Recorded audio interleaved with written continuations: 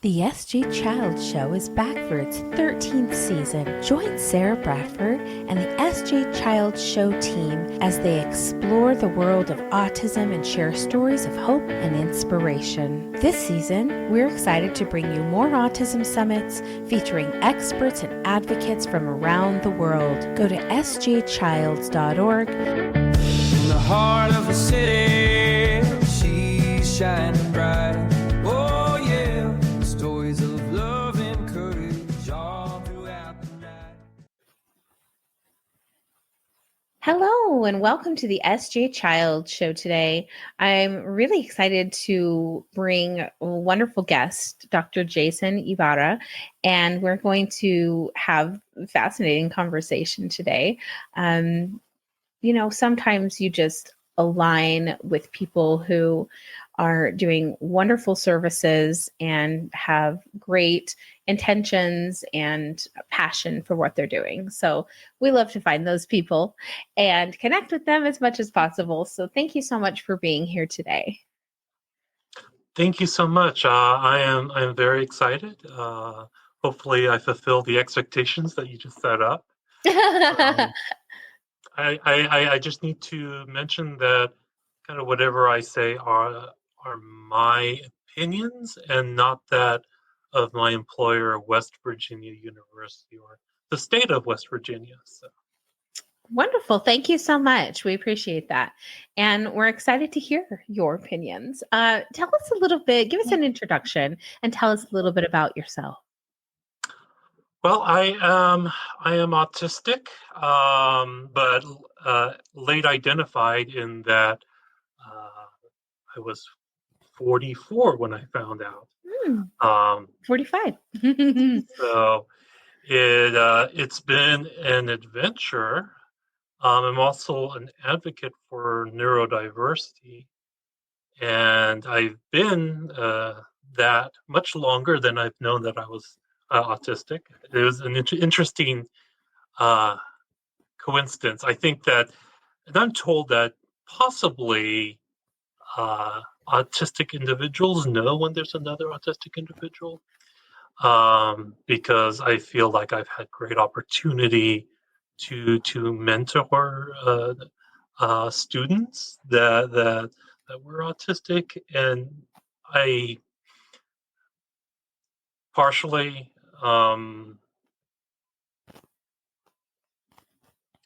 I was able to understand things when they told me that I realized that neurotypical people would not understand. Yeah.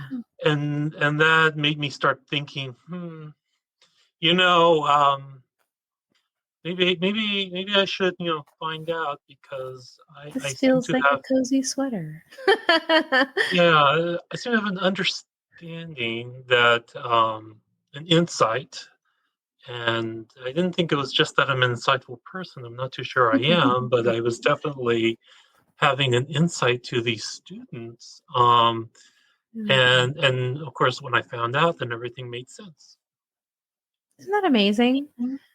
I couldn't agree more. And I think the same process happened for me as I saw my son, who was diagnosed as 16 months old, very, very early. And so I was seeing, of course, what that representation was like. And then later, my husband, then my daughter. Then I really honed in on, well, wait a second, where do I fit in this picture of these wonderful family members of mine? And how, like you said, how can I feel so related to them and relatable to their experiences and things, and not and be a typical thinker. So what a fascinating process to be able to go through, and then to go, have that introspection, to go back through your childhood and your teen years and really like, okay, now this makes sense, shine lights on these things. And yeah, what an interesting expression.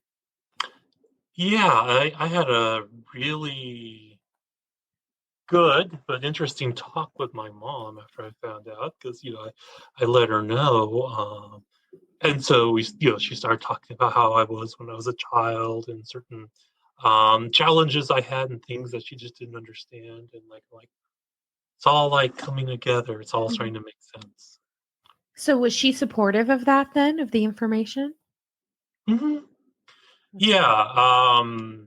she was. I think that one of the concerns that she had when I was a child was that um, I was considered bright, and this was in California. I am from originally from California.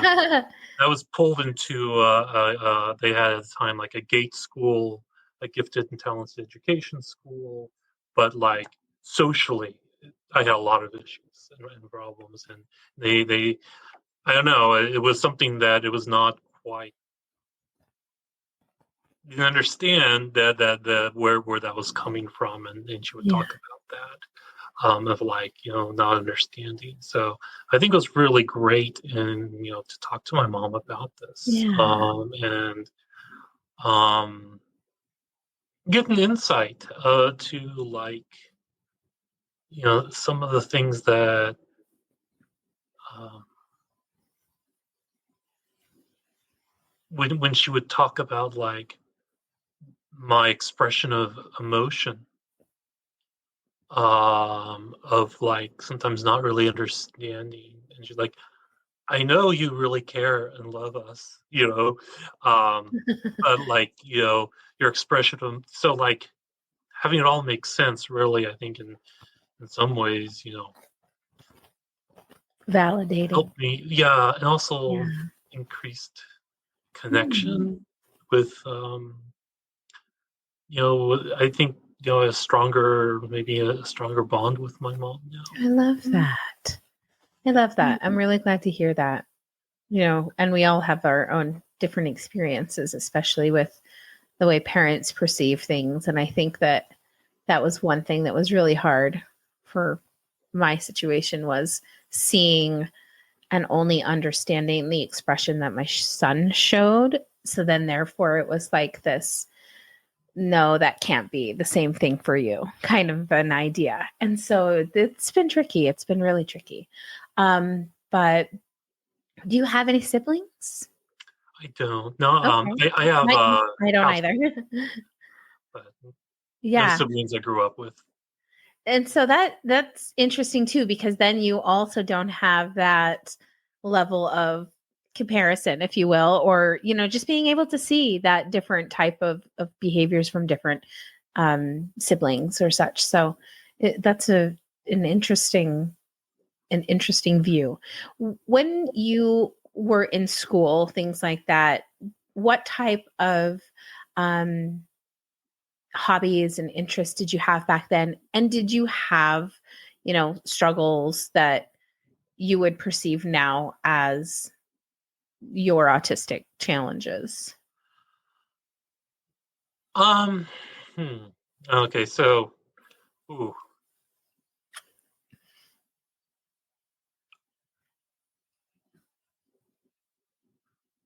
I think you mean rewind. Can you ask me the first one? You're good. I know I loaded you up with the big questions. So, yeah, what I guess I shouldn't have done that. Sorry, I overloaded you on questions there. Um, what were your hobbies and things as a child? I was a very like quiet, wanting to be on my own type of kid. And I loved art, and I would spend a lot of time, with art, or I was much younger, like Legos, but really just to myself, very to Mhm. myself. And I think maybe part of that was originally thought to, I don't have siblings, so maybe that's why I'm to myself. But um, yeah, I think the mostly kind of art, but I love learning. Mhm. So so I unfortunately, I'm not. not someone that can read fiction very well, Hmm. like, but I can read nonfiction things and and like try to learn something. Yeah. So I was always tinkering with stuff. Um, Maybe sometimes breaking things. Just to put them um, back together. but I was good at breaking things, putting them back together. Sometimes, I would have the occasional extra part. But so I would say for a lot of it, it was just kind of you know alone, Hmm. to myself. I think some of the I had social challenges. Yeah. Um, I think many of us do, um, and I didn't know why, but like after school, I would just have to I do not do anything like at all Yeah. for Yeah. hours. Masking for Um, so long. like it's like I didn't think I was lazy, but I was like, oh, maybe I'm lazy. I don't know, but I just need to lay down and Yeah. um, and so some of that kind of exhaustion, social exhaustion, I think was unfortunately later in life um, misdiagnosed as depression. Yeah. Um, and so that that was like, okay, all right, no, maybe when I was a kid I was really depressed and didn't know about that. But now like I know it's not that. Good. I'm not saying that I don't have depression, but I'm saying that it's nowhere near what Yeah. um, I was originally diagnosed as. It's just Yeah. that social situations completely drain me. And isn't that an interesting perception that doctors and psychologists had back then? That the perceived loneliness of a person or wanting to be alone, that, wanting that isolation is this perceived depression state. Or, and I have a child who is, I'm extremely outgoing and loud and friendly and bubbly. She is exactly my opposite. She is the shadow of me, and 100%, in wonderful ways. She's quiet and introspective and listens to everything and is just, is the observer. I like to think of her as the observer. She wants to be a part of things by observing. She doesn't necessarily want to be thrown into the mix of it all and everything. And I've really found this respect for that in her that I may not have understood in other people. And I think that maybe um, others misunderstand about her and misperceive her. And I kind of wanted to touch on that because I like that you said, I liked to be alone. I liked to, because I think that's an important thing for parents, especially to hear, is that the understanding that, one wants to spend their time alone doesn't need to be personalized onto yourself as a parent, that it's something that is wrong, that is something that is bad behavior or anything. I hate that word. Anything like that. I think that it's when we really are curious about the individual themselves and what really satisfies and brings out their own personal desires, then we get to know them on the level of who they really are. And my husband has this wonderful saying, and that is, you will fail 100 out of 100 times of pretending to be someone else. You only can be who you really are. And that's where it comes down to, I have to juggle with people having these ideas that she's someone she's not. Was that something that you found in others' views or opinions of that? Hmm. I don't know. and so I'll just say I don't know, but you know, we do know that like autism, oftentimes there is a genetic aspect to that, and and and I don't think my mom will ever listen to this, but I think she might be a bit neurodivergent, and so in some ways, let me be myself, Yeah. because she also was different than her family, Yeah. and so in that respect, at least I never had any expectation from my parents to be Mm. different, I and love I that. really appreciate that Yeah. aspect. Now, that doesn't mean that they didn't necessarily understand things, but like I feel like that was a very I think they were for the most part okay with me, and that was great. And so home is where I felt safe, but Yeah. being out in the I love world, that. I needed a place to recharge. Yeah. And so, I wasn't doing much at home, but that was because I was recharging. Absolutely. Yeah, definitely. What did college look like after high school? And was that an easier time? Did you go to West Virginia? I'm just kidding. No, so and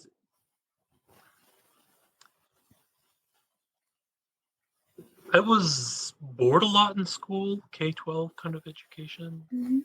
Um, so in fact, at the and one thing you learn very young is that where you live, like the school systems are very different. Mhm. And so where I ended up living in a more rural area when I was younger, um, they didn't know what to do with me, so they just like, well, we'll just have you go into the computer lab because we can't teach you math because you know it already. Like you Right. learned it, and like so so I so there was that aspect, but then there's also the challenge that I have, which is writing, or communicating in general. But like writing, it takes me a very long time to write. So then it was like, oh well, we're not going to put him in like the higher English class because he's not writing, and he like we ask for essay and he writes a paragraph and things like that. I was like, well, I put everything I need to say in this paragraph. I don't Yeah. make nothing. Um, uh, and now I understand that at the time, a lot of my issue was with writing was not fully knowing what other people did not know, because everything that I wrote made sense to me. Yeah. Um, you know, Neurodiversity is an interesting thing, right? I think very oftentimes people think, okay, yeah, when someone's neurodivergent, how do we understand this person, but realize that person is trying to understand you.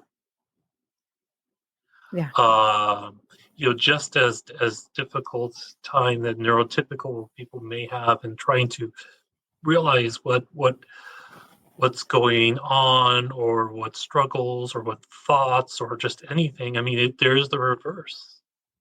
Or at least that's kind of like what challenge I noted was like, okay, I also have, and perhaps and I realized later on, okay, yeah, part of what is going on in my world is I don't understand the world around me, the neurotypical world, Yeah. and that is what contributes to the exhaustion and the Mhm. retreating and um, the aspects of anxiety that are induced by that, um, because world is foreign to me. Absolutely.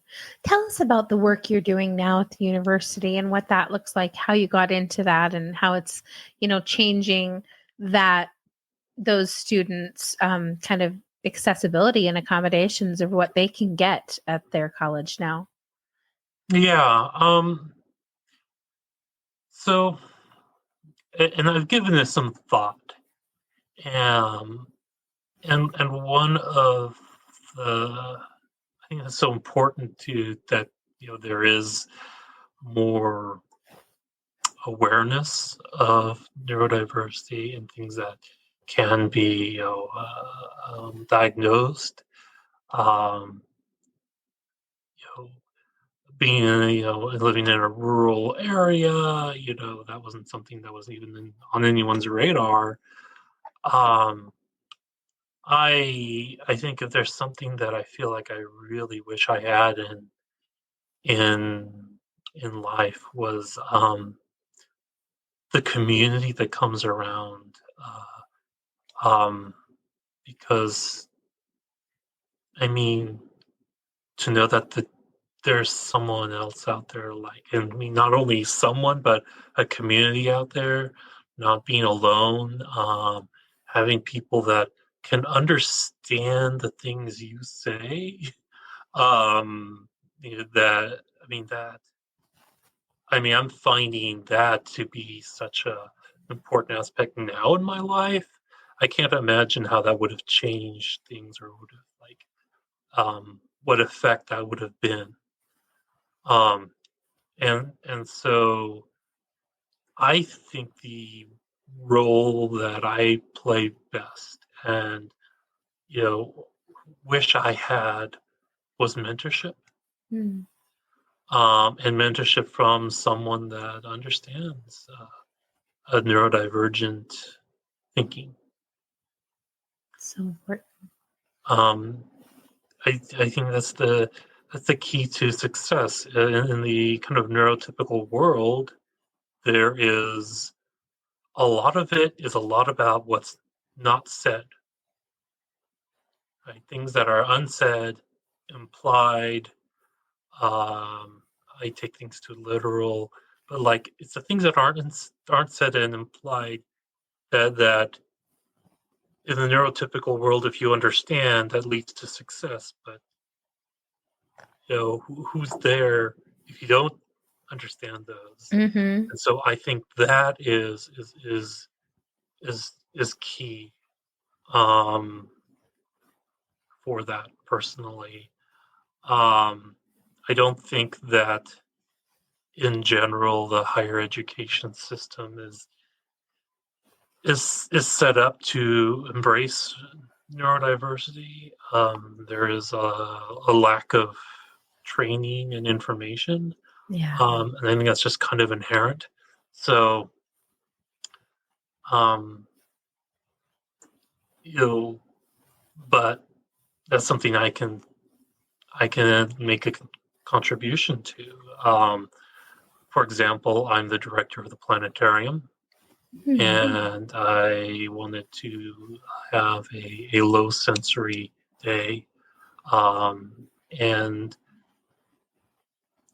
I have, volunteers and graduate students working in the planetarium. So one thing I could do was, actually, and I worked with someone who, if you have not interviewed them, I'm just thinking of it, you should.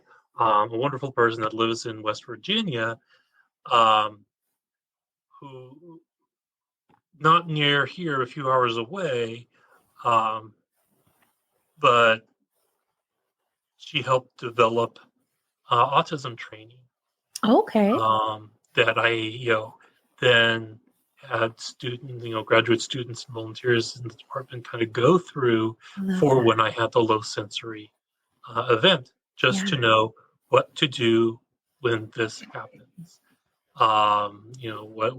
What is a meltdown? What is a shutdown? How do you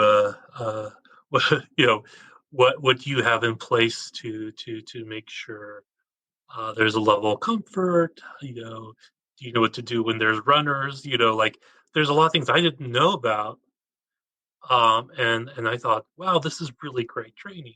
So at least at the very minimum in the planetarium, my staff has gone through that. That's wonderful. So I mean, I feel like that's something a really beneficial thing that I can do. Yeah. The person I work with, you know, she's an advocate and produced this entire kind of like, few hour training thing and information Wow. for free for us, which was just wonderful. Yeah. Um, so I do need to get you in contact with her. I love Uh, that. I would love that. Thank you. And I was going to say, I think that Harry James O'Kelly put us in touch, possibly. yes. She's my master connector. She's like the muse that always was the muse. She's just, she's amazing. She sees things in people and this light turns on above her head and she knows everything that they can do to make their lives better for themselves. And she doesn't want anything out of it, She just loves to give the information and to help lift other people up. And I think that she is one special human being. I love her. So shout out, Harry. Um, I'm so glad that we were able to connect through her. And I think her son is, or even two or three kids are up at Western, are at Virginia, right? West Virginia University. But Um, so one of her sons yeah, is. I'm that's actually wonderful. his mentor here. So. Oh, that's so super. He's doing great things and that kid has a bright future. So I'm really happy to hear that. Oh, that's wonderful. Anything coming up in the future that you're looking forward to? Projects, events, anything like that? Yeah, my mind's all over the place. So it yeah, so and this is in the planning stages, but I I love learning about what students is like, what maybe unique like skills and gifts they have. And is can they use that in a way that may provide opportunities that they would not otherwise have. Hmm. And so there's a possibility that I will be working with a student on a project um, in the history of astronomy, based on their have a very keen eye for calligraphy, Oh, wow. and they are they're autistic. They're part of Yeah. the autism program here, um, and something I noticed, and then I'm like, you know. Is there a way, would they be first interested in kind of a project that I have, and which is looking at historical documents and helping kind of transcribe them, Ooh, and they expressed interest in that, I love that. um, and this provides an opportunity for people who otherwise just would not have Yeah. this kind of opportunity to be engaged in some sort of scientific research. Um, you know, like would not necessarily be uh, recruited. Yeah. And so I'm excited about that possibility to do kind of some of that in the future as well. Um, and I'm working, of course, on a planetarium film. But I'm I'm also kind of taking advantage of what I learn all the time, right? If you're autistic, you don't necessarily know everything about autism and the different expressions of that as well. And one thing that I've learned to do, and well, I think I need to back up for just a second because I wish I could just put something out there into the world, and that is when you embrace any diversity, when you embrace neurodiversity, um, that benefits everyone. And and the things that we can do to knock down barriers actually benefits everyone. So one thing that I've been working towards, and Harry's son that's here at WVU is helping me with, is going through old lab materials for the astronomy lab and just making sure that the instructions are clear and unambiguous Wow. from kind of a neurodiversity viewpoint. Yeah. Because I'm now very cognizant and seeing where, my students are, where challenges can be. This is one that is where I can make a big difference for some of my autistic students, and it absolutely benefits everyone. Right? Absolutely. Clarity, unambiguity, Yeah. that can benefit everyone. So that is what I'm working on this semester is, are the materials that are within this course. So it's an old course I was here before I came here. I want to just want to go through and revise things, and it's like, am I making, is the material accessible to, to all? So Yeah. Wonderful. Well, it sounds like you're doing some really important work and working with really amazing individuals. And being a mentor is such a special opportunity. It's such an honor to be able to know that you are helping to increase someone's, you know, confidence in themselves and in their skills. And so I really just praise you for that wonderful, wonderful work and you're doing there. And I'm look forward to hearing more about the autism program and introducing me to your friend that is working on that. That would be wonderful. That sounds like a fascinating something fascinating to talk about. Really glad that we were connected and we're able to talk today. And for folks that are on the East Coast and do have students that are interested in university, there are some amazing autism programs that are being put into place. And I know that Harry James O'Kelly, for example, is out there discovering them and bringing them to light to shed light on them for everyone to get those resources available to them. So please reach out for that if you are looking for that, if your child is looking for that, your adult, I should say, instead of child, are looking for those resources at their college, please reach out. And if you need ideas, you are probably welcome to reach out to Dr. Ybarra to get some support as well. So, yeah, it's been so nice to get to know you today.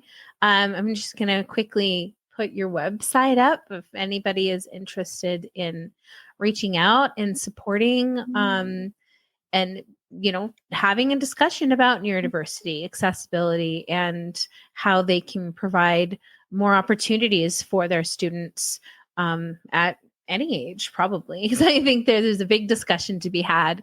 And I think that the earlier we can help to teach these accommodations, to get these trainings in place, the better.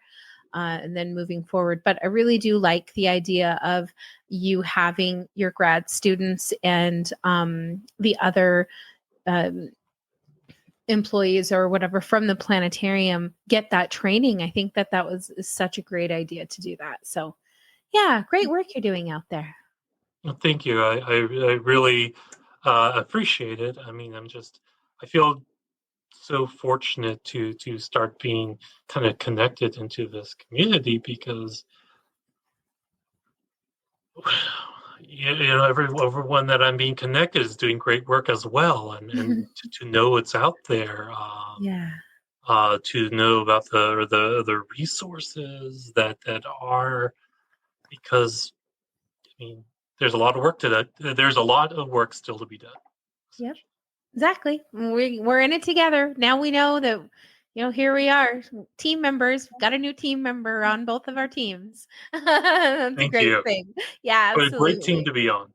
Yep, absolutely. It's so nice to get to know you today. Thank you so much for your time, for your vulnerability and sharing your story, and for the wonderful work that you're providing for the community and really giving back. And that says a lot about you as a person. So thank you so much. Thank you. Appreciate it.